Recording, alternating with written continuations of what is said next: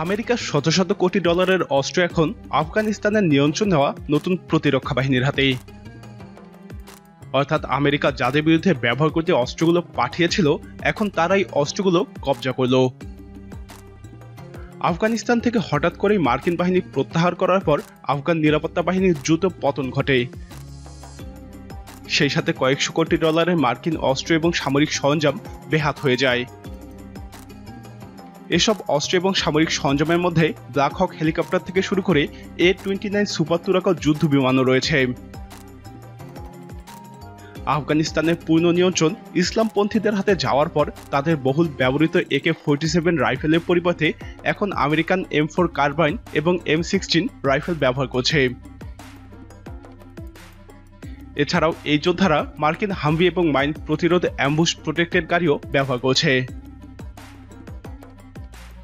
বিশ্লেষকরা বলছে, এই ইসলামপন্থীদের হাতে মার্কিন অস্ত্র থাকার অর্থ হচ্ছে মনস্তাত্ত্বিকভাবে তারা বিজয়ী।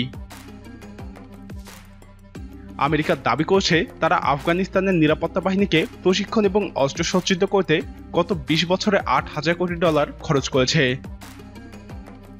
কিন্তু তাদের এই প্রশিক্ষণ এবং অস্ত্রপাতি বিদ্রোহীদের হামলা ঠেকাতে পারেনি। বরং মার্কিন সেনাদের কাছে প্রশিক্ষণপ্রাপ্ত আফগান নিরাপত্তা বাহিনীর উল্লেখযোগ্য সংখ্যক সদস্য উল্টো বিদ্রোহীদের সাথেই যোগ দিয়েছে।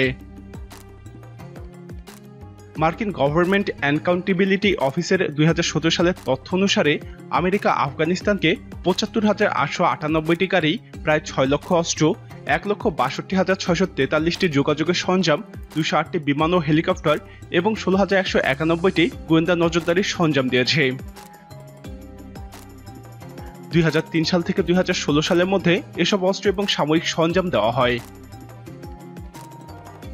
এছাড়াও 2017 সাল থেকে 2019 সাল পর্যন্ত আফগানিস্তানকে 7,035টি মেশিন গান, 4,702টি হামভি গাড়ি, 20,040টি হ্যান্ড গ্রেনেড, 2,520টি বোমা এবং 1,394টি গ্রেনেড লঞ্চার দিয়েছিল আমেরিকা।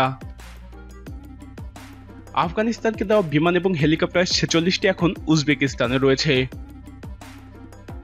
রাজধানী কাবুলে পতনের পর এসব এয়ারক্রাফট ব্যবহার করে আফগানিস্তানের প্রায় 500 সেনা উজবেকিস্তানে পালিয়ে যায়। বাকিগুলো আফগানিস্তানের নতুন প্রতিরক্ষা বাহিনীর হাতেই রয়েছে। 90-এর দশকে সোভিয়েত ইউনিয়ন আফগানিস্তান থেকে চলে যাওয়ার সময় প্রচুর অস্ত্র সেখানে ফেলে যায়, যেগুলো পরবর্তী আফগানিস্তান যুদ্ধে ব্যবহৃত হয়। মূলত সোভিয়েত ইউনিয়নে ফেলে যাওয়া এসব অস্ত্রই 20 বছর ধরে আমেরিকার দখলদার বাহিনীর বিরুদ্ধে ব্যবহার করে আসছিল বিদ্রোহী যোদ্ধারা। এখন আফগানিস্তান দখলের পর আরও আধুনিক অস্ত্র তাদের হাতে গেল।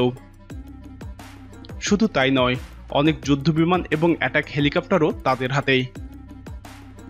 পাশাপাশি টেলিযোগাযোগের সরঞ্জাম এবং গোয়েন্দা নজরদারির উপকরণও তারা পেল। সামরিক বিশ্লেষকদের মতে এগুলো নতুন আফগান প্রতিরক্ষা বাহিনীকে অপ্রতিরোধ করে তুলবে। প্রিয় দর্শক, আফগানিস্তানের এসব অস্ত্র আফগানিস্তানের নতুন প্রশাসনের হাতে চলে যাওয়াকে আপনি কিভাবে দেখছেন? আপনার মতামত কমেন্টে জানান। নিয়মিত এরকম ভিডিও পেতে আমাদের চ্যানেলটি সাবস্ক্রাইব করে আমাদের সাথেই থাকুন।